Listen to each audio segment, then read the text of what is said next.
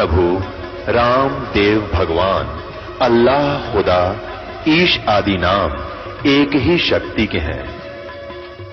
वो कैसा है, कहां है, कैसे मिलता है, किसने देखा है?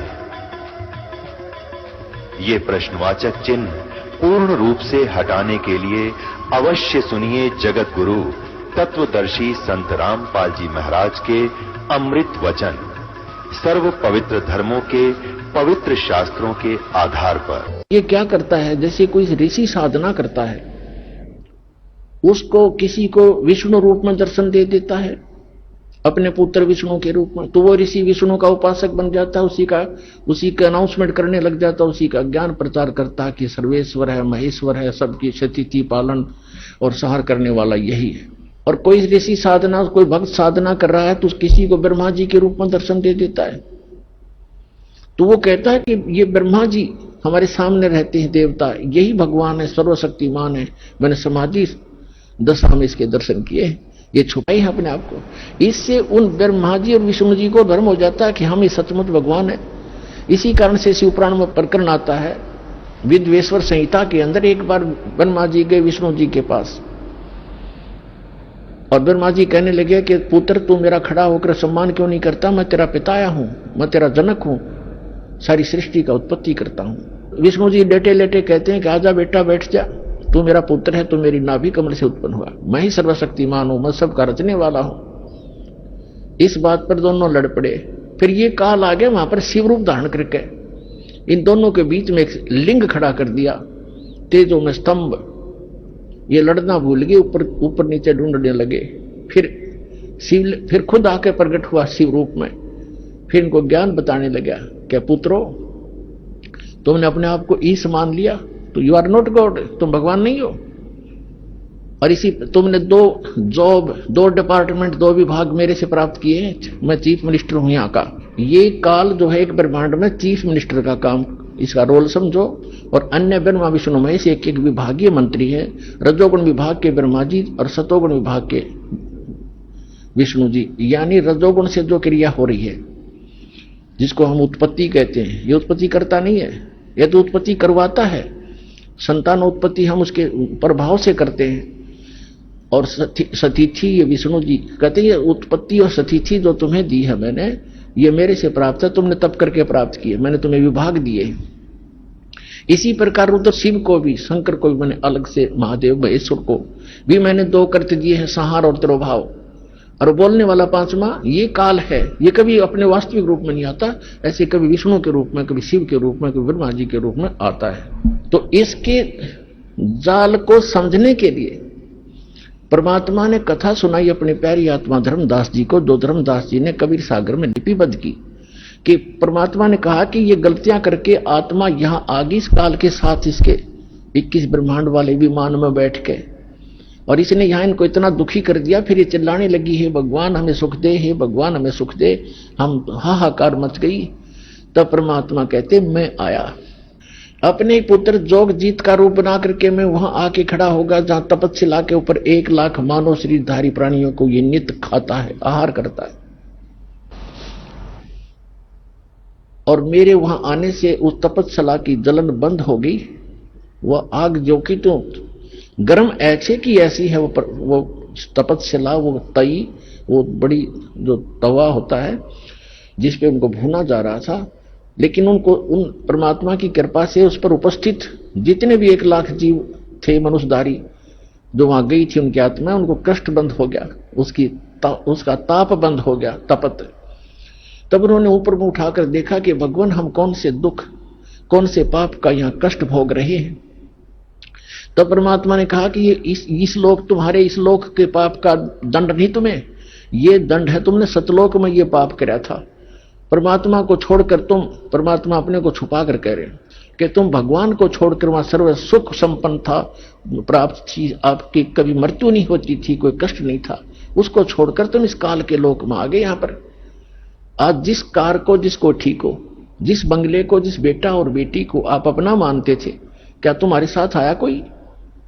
अपनी आत्मा वहां तो सारी समझ में आ जाती है कि हाँ कुछ नहीं आया थी। फिर और तुम मरते थे ये मेरा बेटा है, ये मेरी बेटी है, ये मेरा कार है, ये कोठी है, और भक्ति करते थे तो गलत कर रहे थे। हम प्रत्येक युग में जाते रहते हैं पर तुम सुनते नहीं। तो परमात्मा ने कहा कि हमसे गलती, वो कहने लगे सभी भगवान हमसे गलती होगी, मैं माफ करो। कहते ऐसे माफ नहीं होगी। जब तुम जाए धरो जग तन देहा, तब तुम करना मम सत शब्द स्नेहा।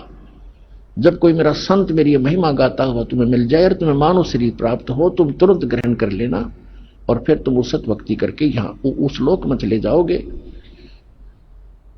अमर करूं सतलोक पठाऊं, ताते बंदी छोड़ कहां। इतने में वो काल आ जाता है। प्रतिदिन उसने टाइम फिक्स कर रखा है, इतने समय के बाद ये सभी आत्माएं उसके तपस्या पे भुनकर उनके अंदर से जो गंध वो निकालता है, वो निकल कर वो भाग ऊपर से उड़ा, उनको ऐसे उड़ा देता है, वो गंध रह जाता है।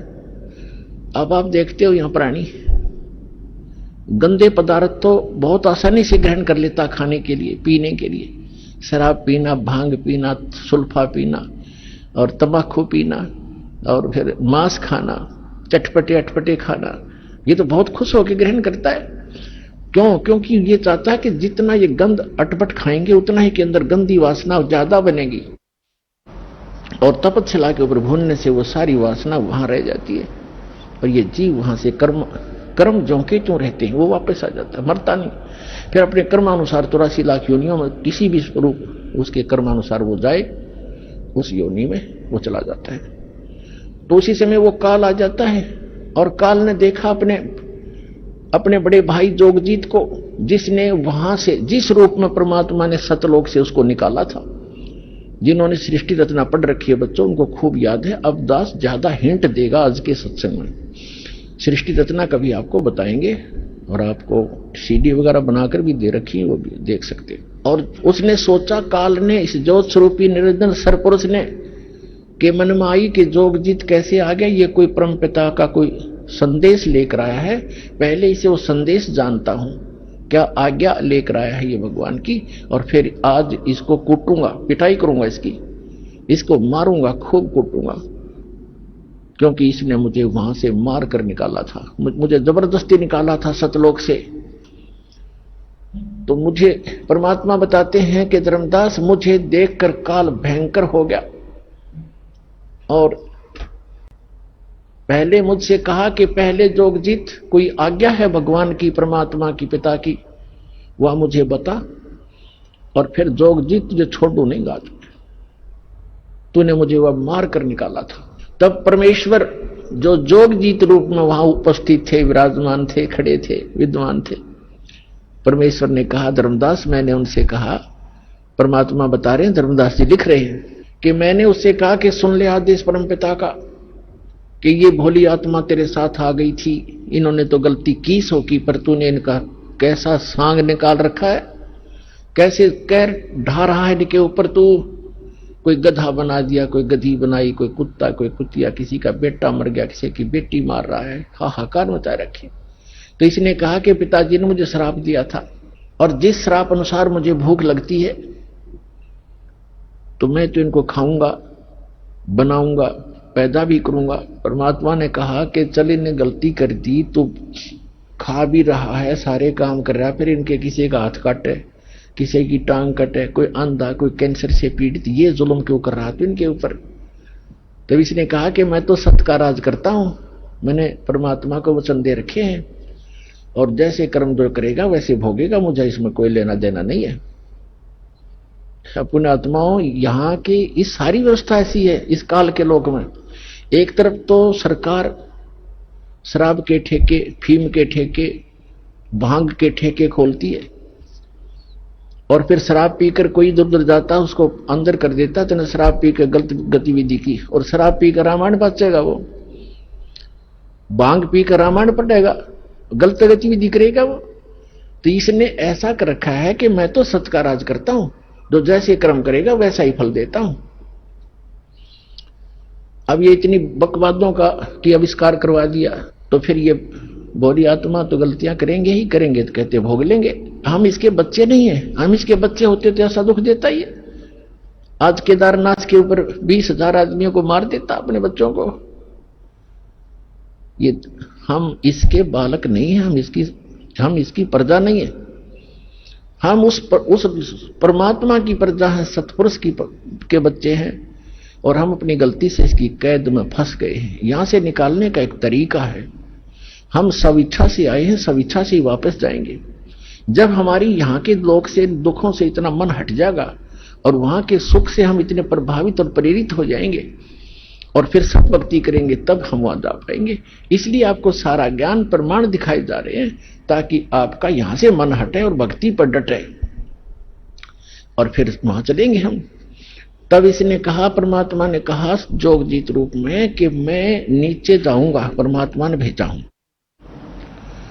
और वहां जाकर तेरे सारे जाल को समझाऊंगा और सबको परमात्मा की महिमा बताऊंगा। आपने सारे परमात्मा की जो सतपुरुष है, जो वास्तव में भगवान है, यथार्थ स्थान है, उसका तो नामो निशान मिटा दिया, तू स्वयं भगवान बन बैठे यहां का। और सबको बताऊंगा, और एक ऐसा गुप्त मंत्र दिया है मेरे को, वो मंत्र उनको दूंगा, सतनाम और सारनाम। और फिर उसने कहा, उसे आग तो अंदर से जल गया वो सारा, ये तो नाश करेगा मेरे बड़े बड़े काम का। फिर उसने कहा, काल ने कहा कि एक काम करना। हाँ, और जब उसने ये बात सुनी तो एकदम भयंकर होगा, कहने लगा तू मेरा बाग उजाड़ने जा रहा है, तू मेरा नाश करने जा रहा है, तुझे अभी खत्म कर दूंगा, तुझे जाके दिखाना नीचे। परमात्मा ने कहा कि ऐसा सुनकर काल भयंकर होगा मेरे ऊपर। और धर्मदास ऐसे अटैक किया, उसने मेरे को बिल्कुल खत्म करने के लिए दौड़ के आया, और मैंने सतनाम का सुमन कर दिया, नाम का सुमन शुरू कर दिया। इस नाम के अंदर धर्मदास ऐसी प्रबल शक्ति है, इसके सामने कोई भी देव, कोई यक्ष, कोई भी यहाँ का काल तक भी नहीं ठहर सकता। मेरे पास ऐसा मंत्र है। पुण्यात्माओं, ये परमात्मा धर्मदास जी के माध्यम से, और धर्मदास जी को तथा हम सभी को सतर्क करना चाहते हैं कि कभी भी आपके ऊपर कोई भी आपदा आती है किसी भी प्रकार की, तो नाम का सिमरन अवश्य करना कुछ देर। फिर जो टेंशन है वो है, लेकिन समन एक बार कर लेना, आप देखना फिर उसका प्रतिफल कैसा होगा। तो कहते हैं मैंने समन शुरू किया और काल ऐसे गिर गया जमीन के ऊपर, ऐसे ही गिर गया उस पृथ्वी पर जहां वो रहता है, वहां पर जैसे पक्षी की पंख कट जाते हैं और पड़ा पड़ा तड़फ रहा होता है। तो वो समझ गया। उसमें वैसे तो काफी विस्तार लिखा है, बाकी हम थोड़ा बताएंगे जितना आवश्यक है, क्योंकि हमने समझना इस ज्ञान को। बाकी ज्ञान है, समाधान बिना काम बनेगा नहीं, समाधान ज्यादा महत्वपूर्ण है। उसमें तो बहुत कुछ कहा है कि वो इतना भयभीत हो गया कि वहां से भाग के पाताल में जाके छुप गया। फिर मैं वहीं पहुंचा और उसको पकड़ के ले आके चल वहीं पर, वहीं बैठा के फिर वो उसने मेरे पैर पकड़ लिए। जब ताकत से पार नहीं बसाई, नहीं उसका वश चला, तो मेरे चरण पकड़ लिए, बुरी तरह रोने लगा और कहने लगा मैं तो आपको पिता के समान मानता हूं, छोटे तो गलती किया करते हैं, बड़े क्षमा करते हैं, मुझे माफ कर दो। रोया बुरी तरह। परमात्मा बोले कि मैंने कहा कि चल ठीक है, माफ कर दे। ऐसे नहीं, आप वचनबद्ध हो जाओ। परमात्मा बोले क्या वचनबद्ध हो जाऊं? कि एक दया करना कि 3 युगों में जीव थोड़े ले जाना, सतयुग त्रेता द्वापर माही, तीनों युग जो थोड़े जाए, चौथा युग जब कलयुग आवे, तब शरण जीव हो जावे, जीव बहु जावे, ऐसा वचन हर मोय दीजे, तब संसार गवन तो कीजे। और भी 1-2 प्रश्न थे, प्रार्थना थी, वो कही तो परमात्मा ने कहा चलो तथास्तु, जो तूने मांगा मैंने बख्श दिया। 3 युगों में जीव कम ले जाऊंगा, और चौथे युग कलयुग में मैं खूब तूफान मचाऊंगा अपने बच्चों को निकालने के लिए, तो बाधा मत करना फिर। तो उसने कहा कि एक और प्रार्थना की उसने उसी समय कि जो आपका ज्ञान स्वीकार करे, आप जाओ, और या आपका कोई संदेश वाहक आवे कि जो भी मानव परमात्मा का इच्छुक, स्त्री या पुरुष, आपका ज्ञान स्वीकार करे, वो आपका, और हमारा ज्ञान काल के दूतों का, इन मंडलेश्वरों और आचार्यों का जो ज्ञान ग्रहण करे उसको आप बाई फोर्स ना लेना, ये दया करना, बलपूर्वक ना ले जाना। ये तो परमात्मा को पता था, बलपूर्वक ले जाएगा कोई टिकेगा वहां पर? कहते परमात्मा यहां तक कहते हम मोहम्मद को वहां ले गयो, इच्छा रूपी वहां नहीं रहो, उल्ट मोहम्मद मैल पठाया, गुज बीरज एक कलमा लाया, रोजा बंग नमाज दे रे, बिस्मिल की नहीं बात कही रे। हजरत मोहम्मद जी को लेकर गए थे, लेकिन उसकी इच्छा यहां से हटी नहीं थी, क्योंकि यहां उसके बहुत घने अनुयायी बन गए थे और उनको ज्ञान संपूर्ण ग्रहण समझ में नहीं आया था।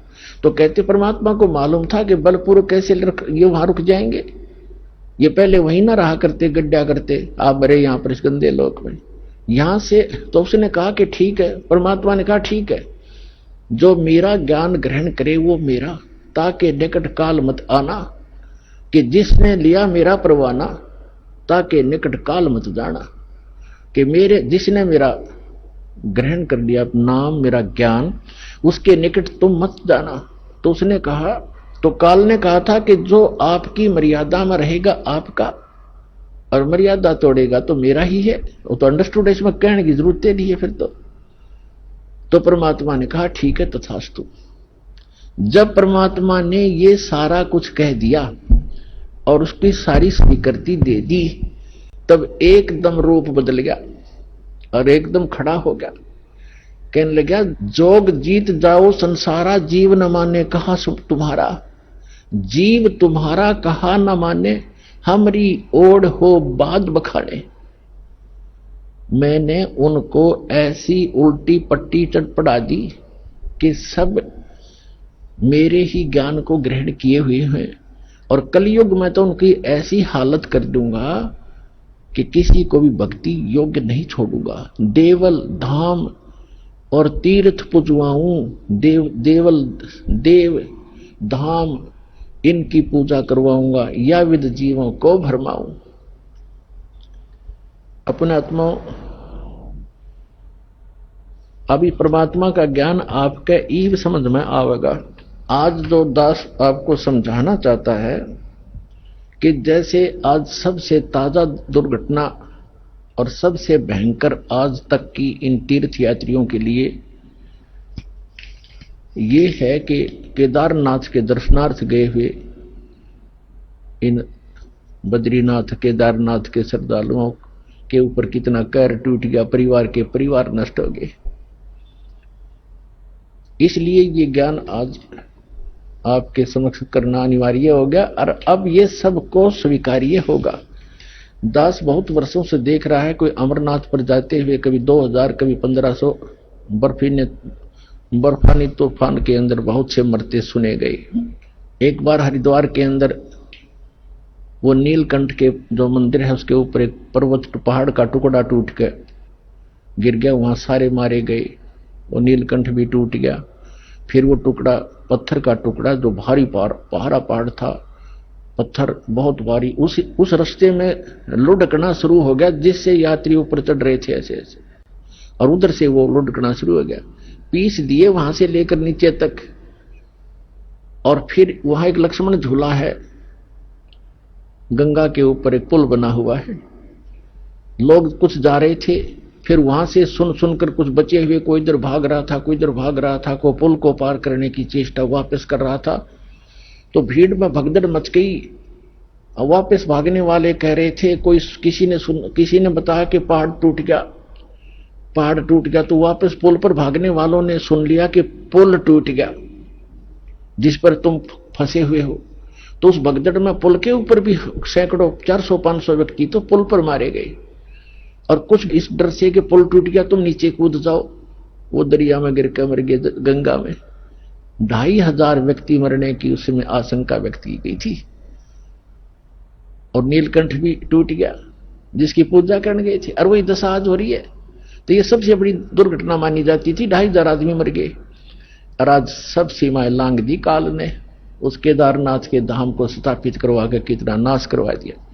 अब इसने स्थापित करवाया, वो अब बताएगा इसके अंदर दास ये कैसे क्या हुआ।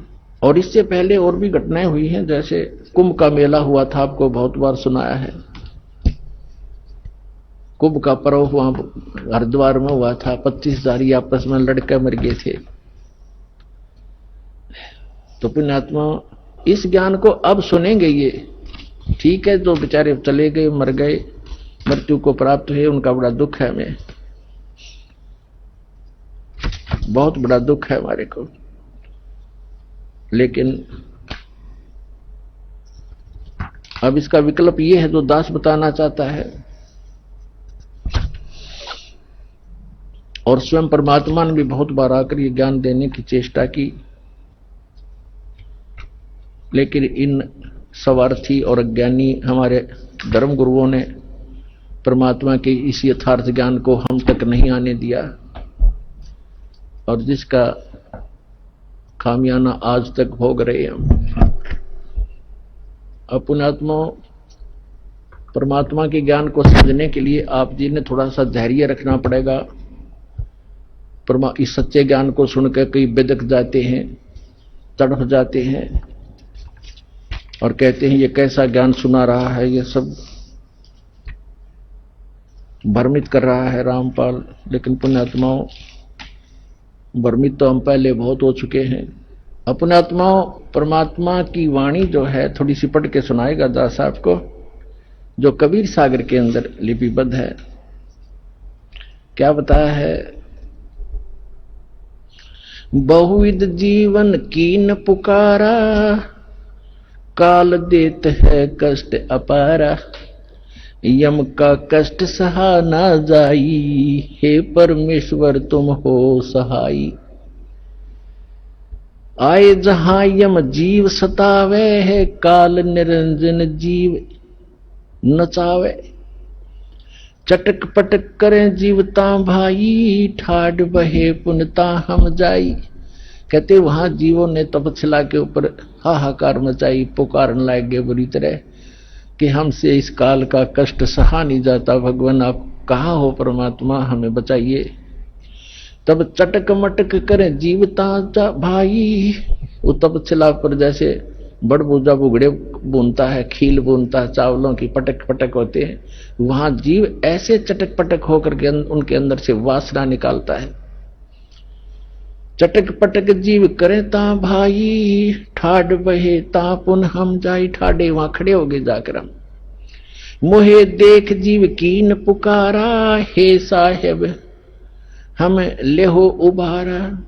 तब हम सत शब्द गोरावा, शब्द पुरुष शब्द से जीव तपत बुझावा।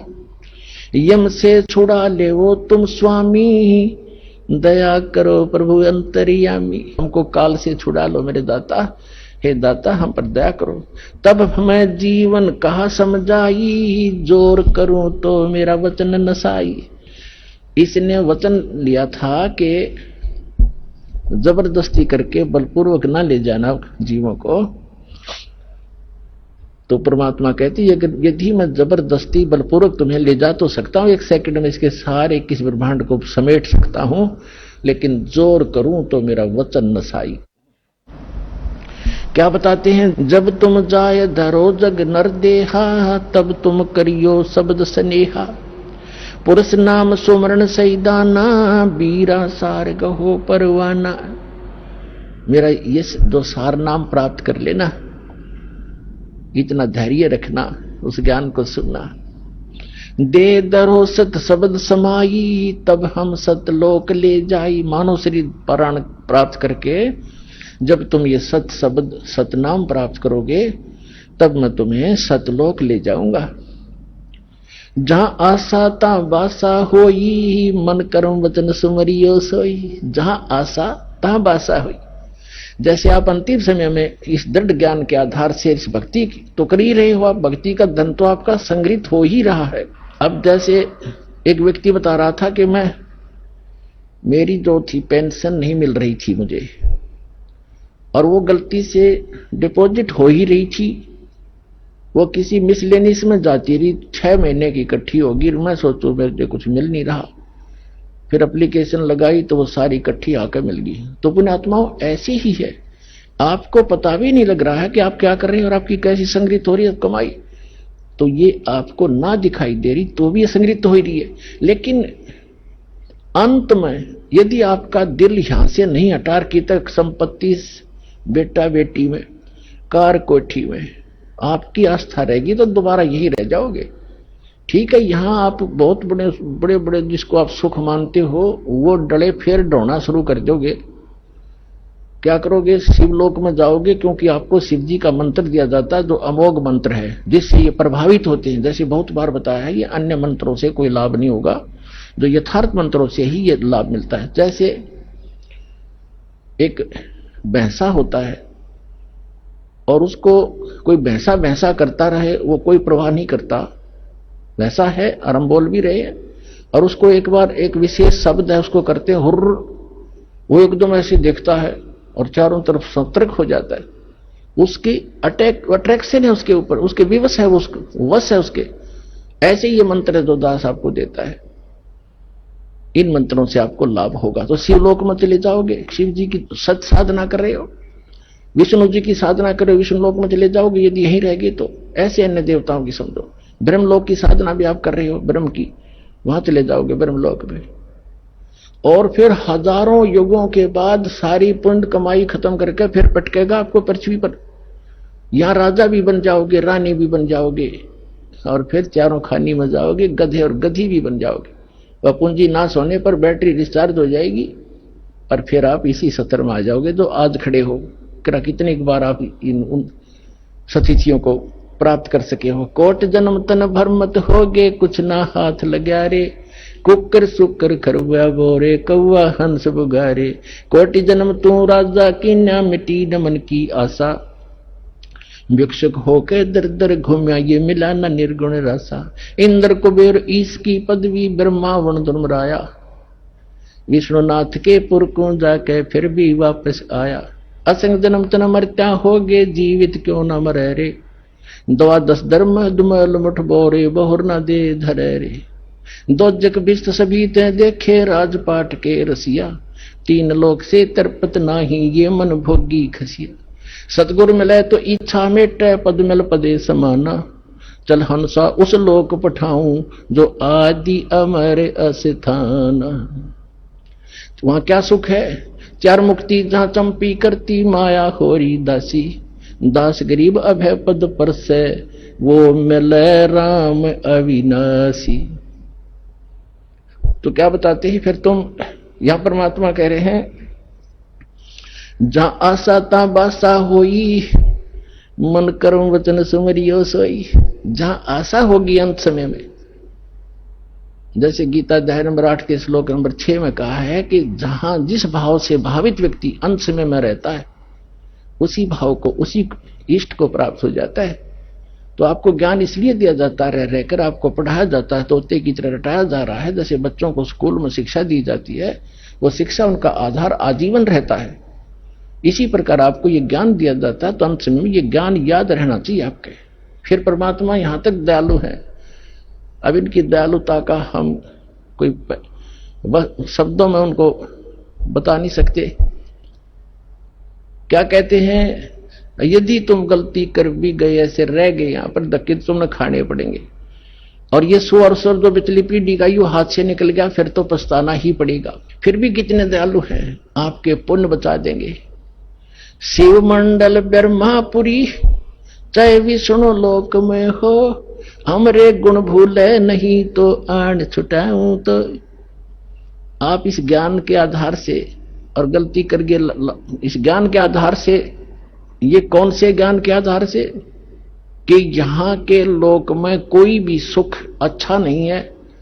किसी भी लोक में हम गए हैं, वहां इनके रेस्टोरेंट हैं, ये ठेकेदार हैं, हमारी ही पूंजी का 10% की, 15% की, 20-25% ये लेते हैं और अपना गुजारा चला रहे हैं। पुण्य तुम्हारे होते, उन पुण्यों से ये अपना गुजारा कर रहे हैं। ये तो कंट्रैक्टर हैं यहाँ के सभी देव ब्रह्म तक।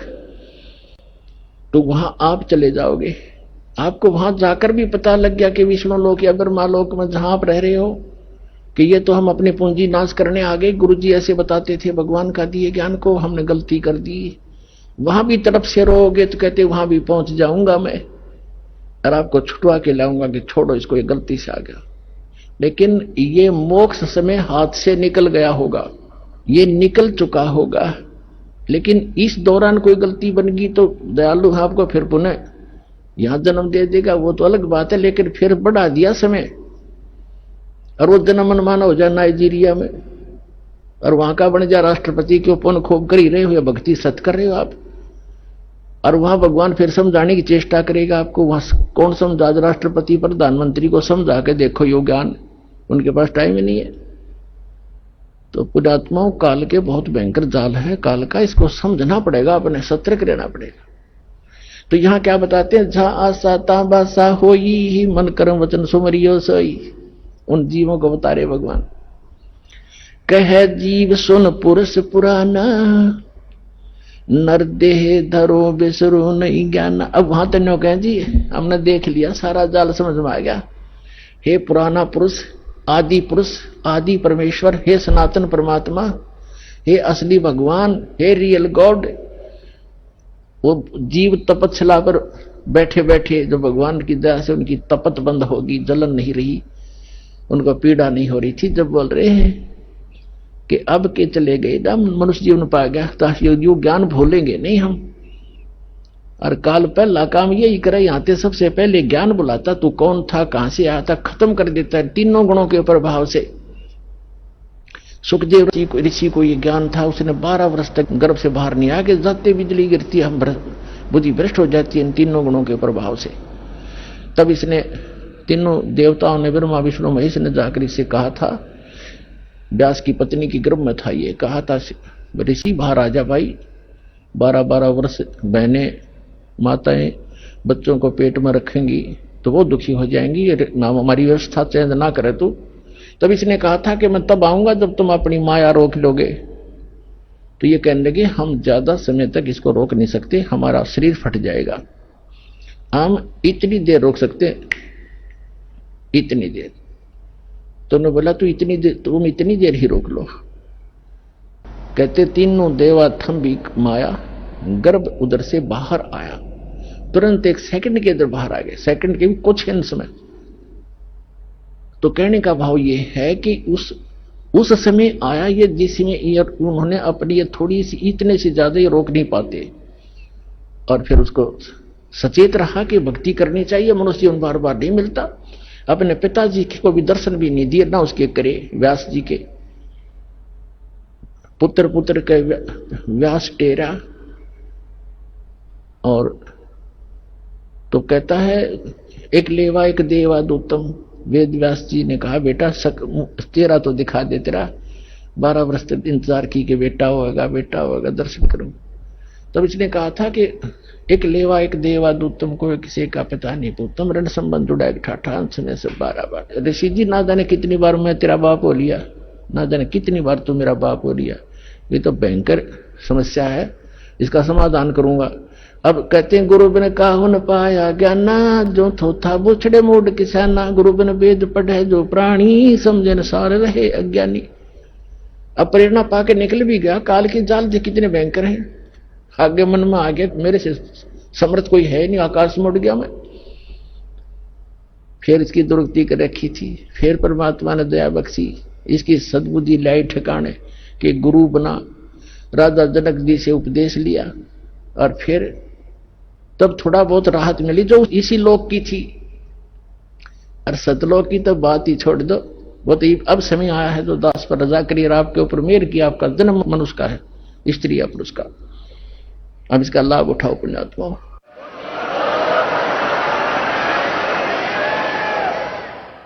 तो क्या कहते हैं, पुरुष जान सुमरा, कह जीव सुन पुरुष पुराना, नर देह पा बिसरो नहीं ज्ञाना। हे परमात्मा, हे आदि पुरुष, हे पुराना पुरुष, सुन लो, अब मनुष्य जीवन पा करके हम कभी भी परमात्मा की सत्य भक्ति और ये ज्ञान नहीं भूलेंगे, हम भ्रमित नहीं होंगे। फिर क्या बताते हैं, पुरुष जान सुमरा जमराई, वेद पुराण कहे समझाई। कहते हमने भगवान जान के इस काल ब्रह्म की पूजा की, वहां जाकर समझ में आई भगवान के ज्ञान से।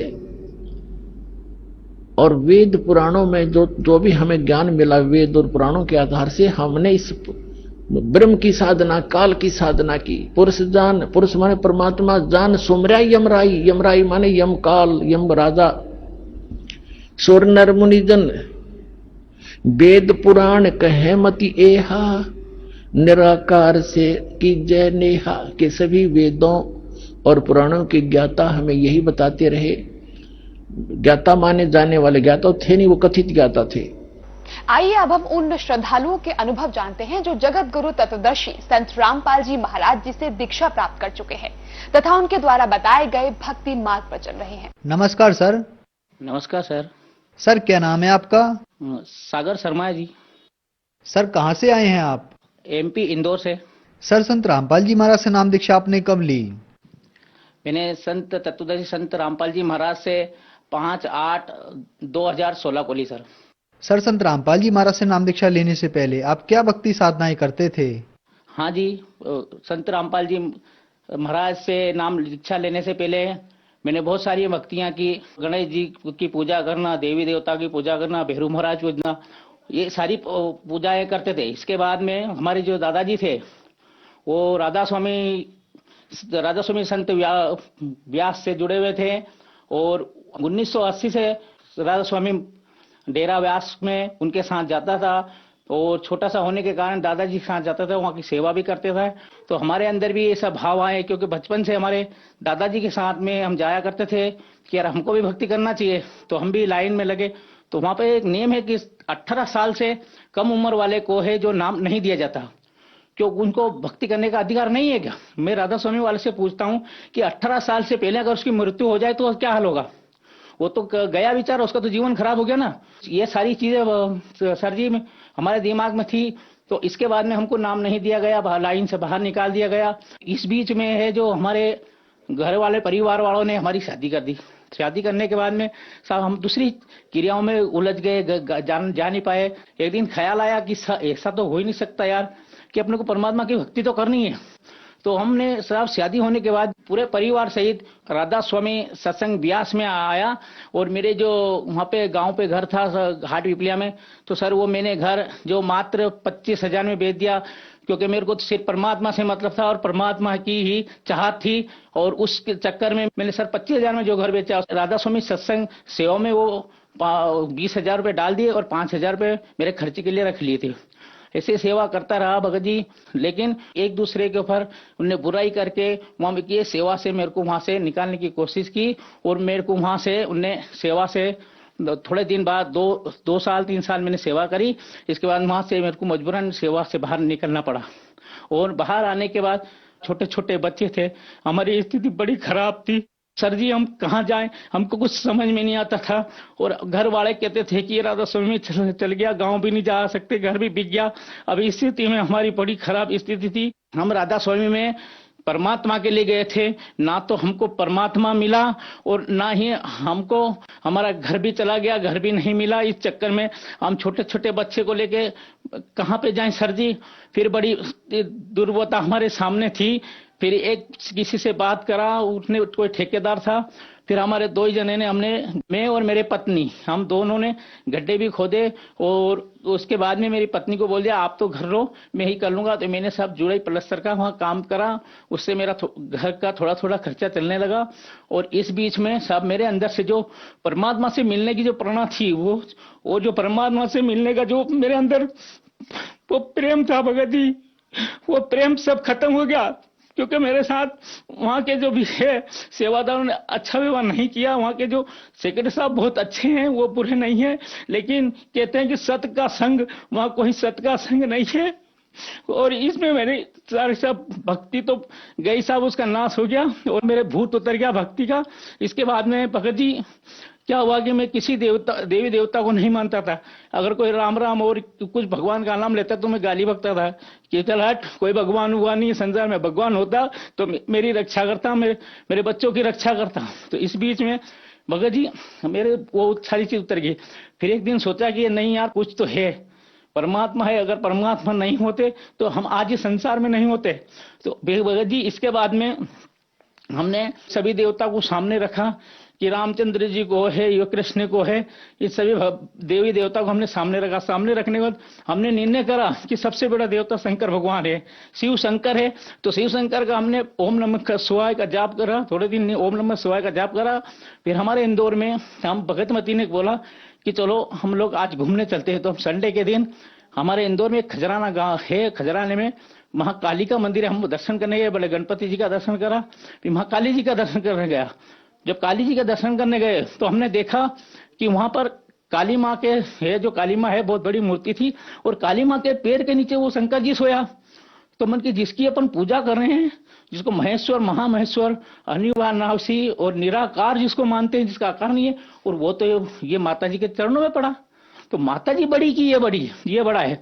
तो इसमें हमारा थोड़ा टेंशन हुआ। तो हमने कहा चलो होगा। वहां से आए घर पे, फिर एक 2-4 से बात करी तो एक ने बोला कि यार पास के गांव में एक बहुत अच्छी माता जी आती है, बोले आप उनके पास चलो और आपकी शंका का पूरा समाधान हो जाएगा। तो वहां गए तो माता जी से आई, किसी को शरीर में आई, माता जी से बात करी। तो माता जी ने बेटा इधर आ। अब मैं गया, सामने खड़ा हुआ, बोले बेटा मेरे से क्यों नाराज है? मन की माँ आपसे नाराज नहीं हूं मैं तो मेरी जिंदगी से नाराज हूँ, मेरे जो अंदर मेरे भाव है उससे नाराज हूँ, मेरे ना जाने मेरे साथ क्या क्या हो रहा है। तो बोले घबराए मैं बेटा, किसी रोज मैं तेरे घर आऊंगी, ऐसा देवी ने बोला। अब थोड़े दिन बाद में उसका फोन आया, जिसके बाद माता जी आती थी, बेटा बोले मेरे साथ नहाने चल रहे हो पंडित जी? मन की हाँ चलूंगा।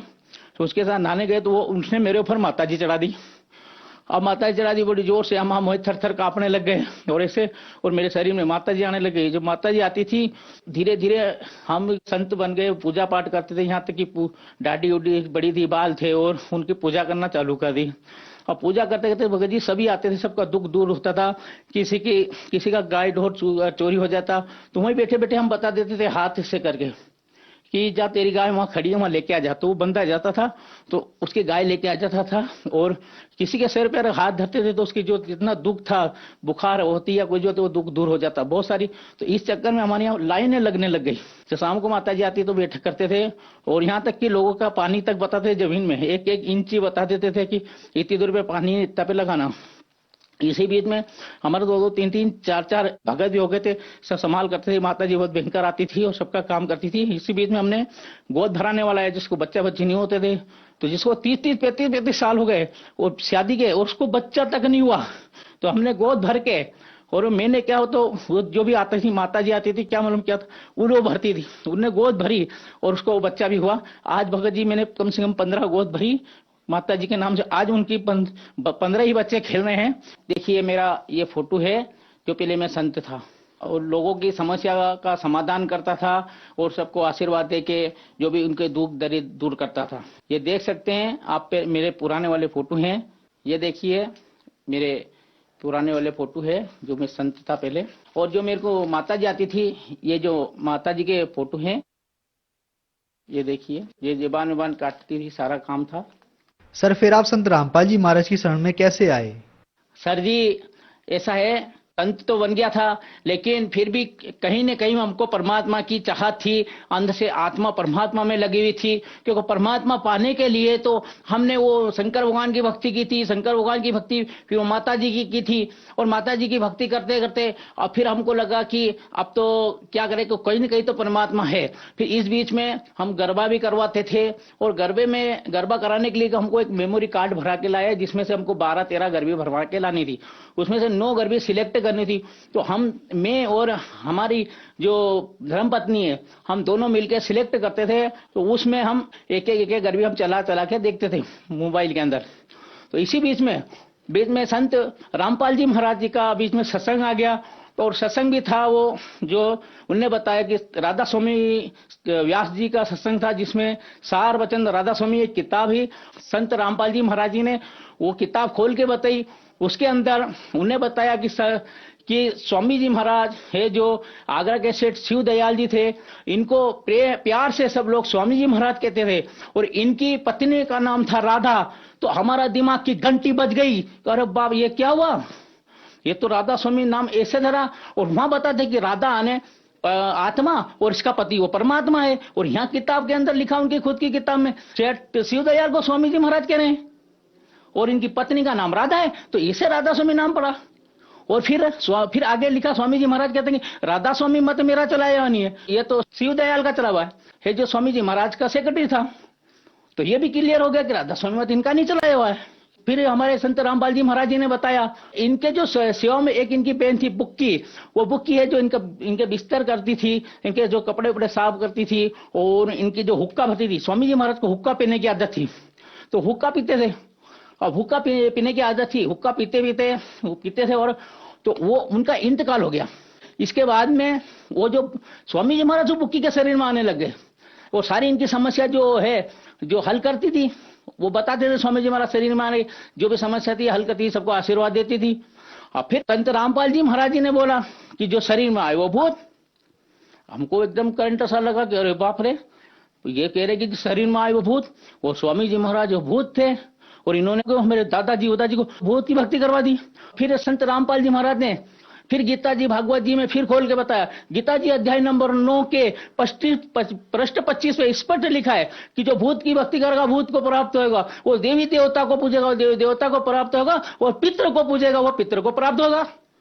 अब हमको तो डर जैसा लग गया कि इतने दिन तक अपने तो भूत की भक्ति करी, जो शरीर में आती थी, ना जाने माता जी है कि भूत थे। हमने हमारी धर्म पत्नी को बोला कि अब हम तो बहुत बुरे फंस गए, कौन है ये देवी है कि भूत है कि प्रीत है। और वो भूत देवी के नाम से घूम रहा था, और देवी के नाम से सारा काम कर रहा था। अब वो माता जी के नाम से भूत घूम रहा था मेरे शरीर के अंदर। फिर हमने देखा कि यार ये आखिर सत्संग कर कौन रहा है, हमको नहीं मालूम था कि सत्संग किसका है। फिर हमने उसको रिपीट करके चलाया, 3 बार चलाया, 4 बार चलाया, जब पता चला कि संत रामपाल जी महाराज ये सत्संग कर रहे हैं। क्योंकि उनके बीच बीच में सत्संगों में उनके जो अनुयायी हैं बीच बीच में संत रामपाल जी महाराज की जय बोलते, तो हमको लगा कि ये संत रामपाल जी महाराज जी।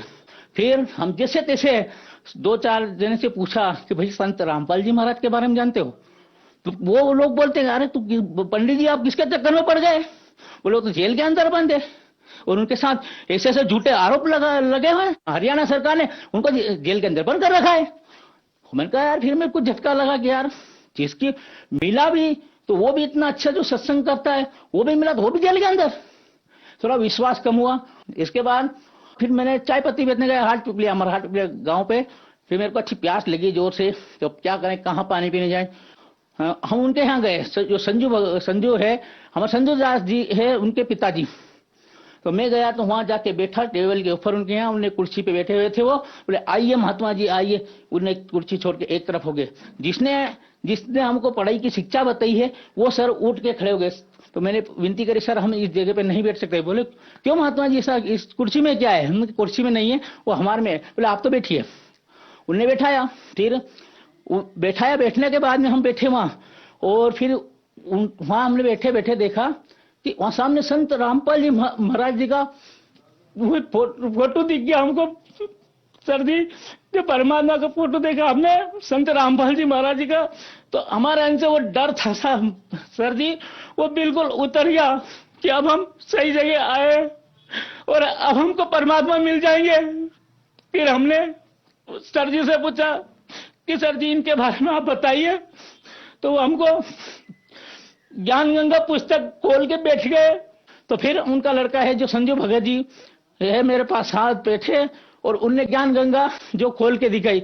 ज्ञान गंगा में प्रश्न नंबर 20 पर सृष्टि रचना बताई उनने कि ब्रह्मा विष्णु कौन है, कि कौन ब्रह्मा है कौन विष्णु है, उनकी स्थिति बताई कि स्थिति क्या है संसार में और ये क्या है, और पूर्ण परमात्मा कौन है, और सारी चीजें उनने बताई। तो हमने सृष्टि रचना देखकर हमारे दिमाग की घंटी बज गई कि वास्तव में परमात्मा तो ये है जो कबीर साहेब ही है। फिर हमको वो संजू भगत जी है जो हमको संत रामपाल जी महाराज का आश्रम जिला इंदौर मध्य प्रदेश में है, और वहां पे वो हमको नामदान के लिए ले गए।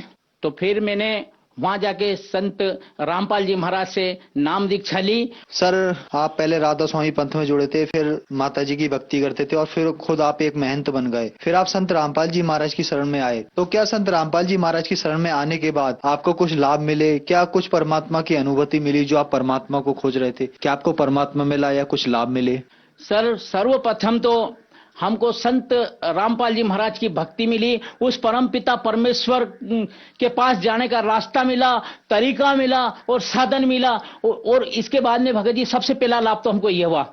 और दूसरा लाभ में भगत जी कि मेरे को सबसे बड़ी बीमारी थी कि मेरे को बवासीर की बीमारी थी, और बवासीर के द्वारा मैं सुबह लेटिंग जाता था तो सारी सीटें लाल कर देता था और बहुत सारा खून निकलता था। उससे मैं ग्रहित था, बहुत परेशान था।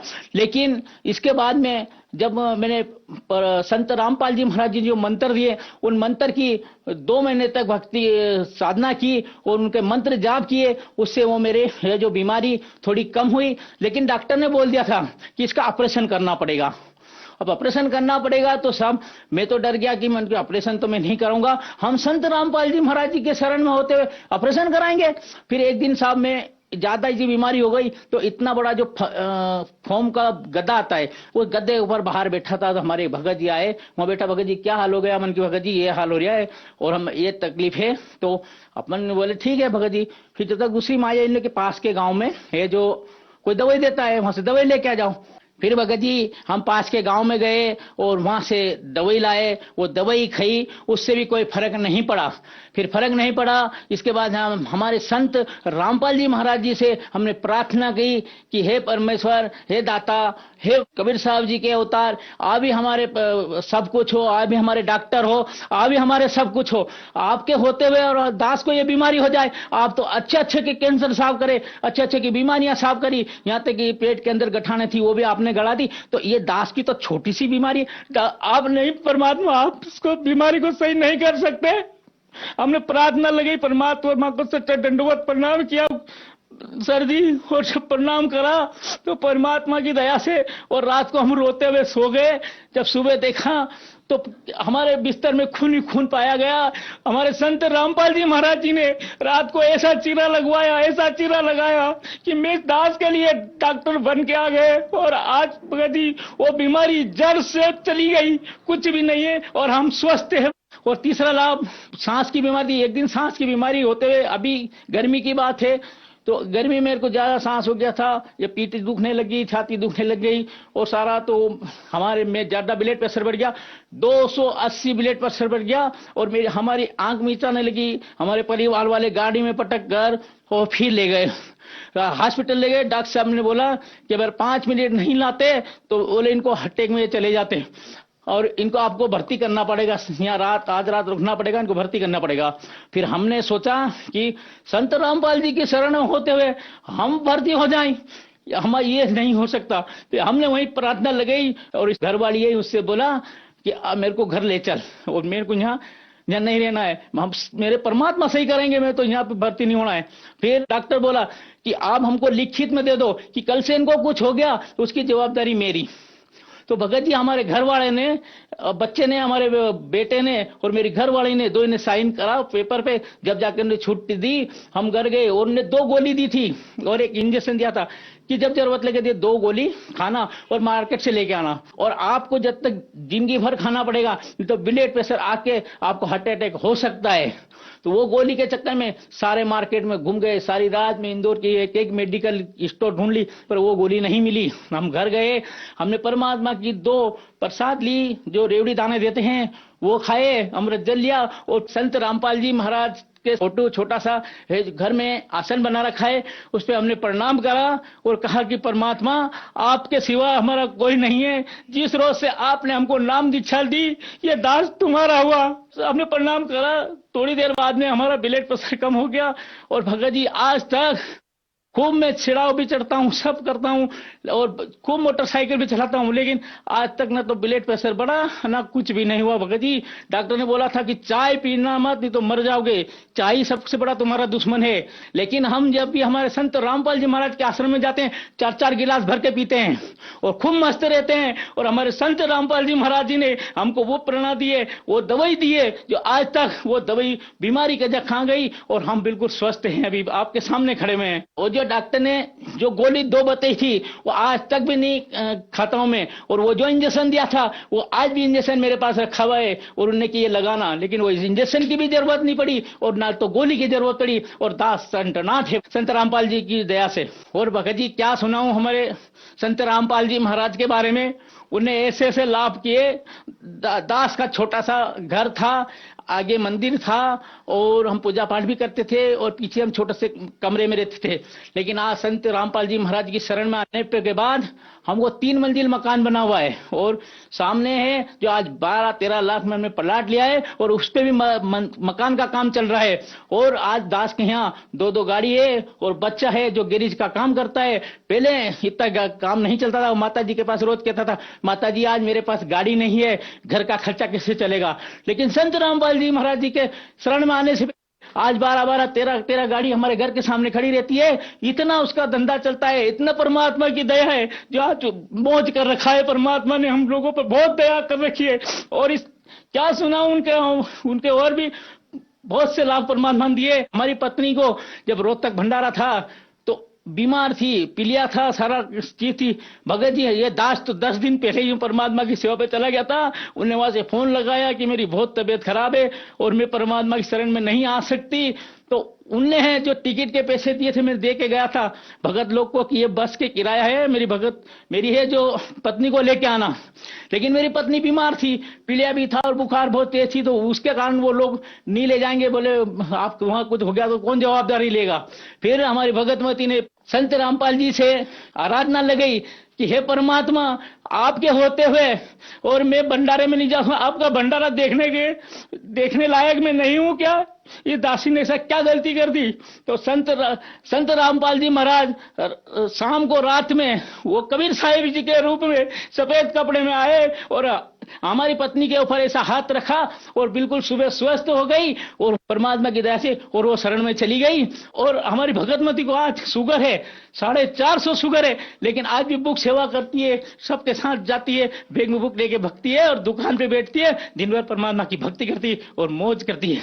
सर संत रामपाल जी महाराज ने आपको एक सुखमय जीवन दिया और बहुत सारे सुख दिए, तो जो श्रद्धालु आज आपको देख रहे हैं आप उन्हें क्या कहना चाहेंगे? सभी अनुयायी से मेरा निवेदन है कि एक बार हमारे संत रामपाल जी के जो अनुयायी आई उनसे पेम्पेट लें, बुक लें, ज्ञान गंगा लें, गीता तेरा ज्ञान अमृत लें और उनको अपने पढ़ें और समझें और अपने शास्त्रों से मिलाएं, अपने गीता जी से मिलाएं, भागवत जी से मिलाएं, पुराण शरीफ से मिलाएं, बाइबल से मिलाएं और गुरु ग्रंथ साहिब से मिला।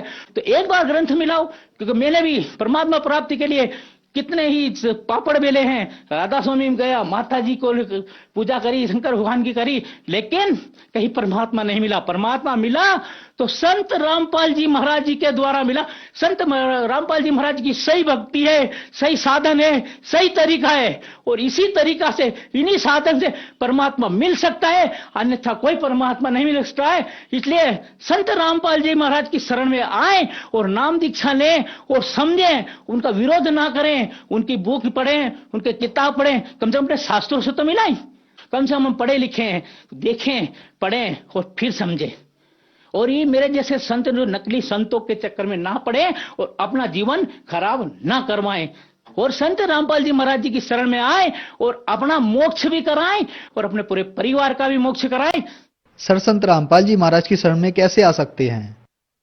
सर रामपाल जी महाराज जी शिक्षा नाम दीक्षा लेने के लिए सर बहुत ही सरल तरीका है। हर चैनल पर आजकल तो संत रामपाल जी महाराज जी सत्संग आता है, उसके नीचे एक पीली पट्टी चलती है, पीली पट्टी के अंदर है जो संत रामपाल जी महाराज जी के है जो आश्रम के उसमें नंबर आते हैं, उन नंबरों पे आप कॉल करिए, कांटेक्ट करिए, वो वहां से जो है जो अपने के नजदीक है जो सेंटर के या और वहां का पता देंगे, आप उनसे संपर्क करके संत रामपाल जी महाराज जी से नाम दीक्षा ले। धन्यवाद सर। धन्यवाद जी।